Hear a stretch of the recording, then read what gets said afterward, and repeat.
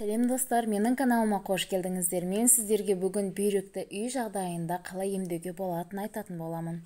Бүйрек бет-бейнеңіздің айнасы. Оның саулығын сақтау бірінші кезекте тұру керек.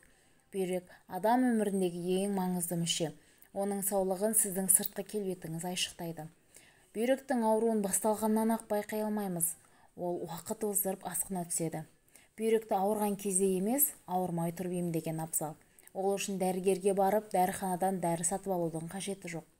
Үйде өзіңізше ем жасап, бүйректің жұмысын жеңілдетуге болады. Өз кезегінде керек болатын бірнеше әдісті ұсынамын. Бірінші, сұлы жармасы. Бүйректі үй жағдайында сұлы дәнімен тазарту үшін бір шай қасық тазартылмаған сұлы дәніне 1 стакан қайнаған су құю керек.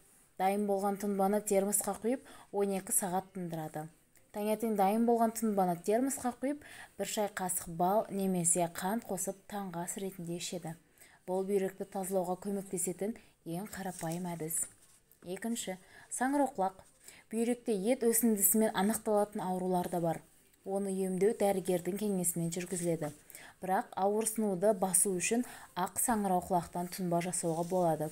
Ол үшін саңырауқұлақтың қалпақшасын турап, 1 литрлік банкіге салып, арақ құяды. Қараңғы жерге 2 апта тұндырады. Содан кейін сүзіп, 1 шай қасық тұнбаны 50 мл суға араластырып, күніне 2 рет тамақтан 30 минут бұрын ішеді.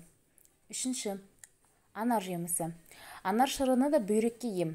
Күнде 200-200 мл анар шырынын таңертең және кешке тамақтан кейін ішетін болсаңыз, бүйрек дерттері сізден алшақтайтын болады. Төртінші, түйе жапырақ.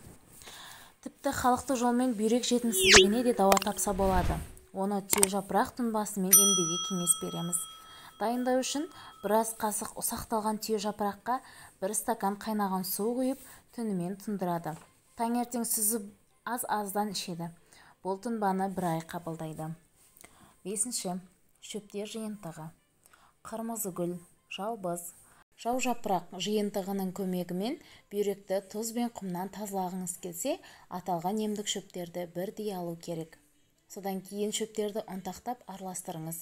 Араласпадан 4 ас қасық алып, жарты литр қайнаған суға салып, отқа қойыңыз.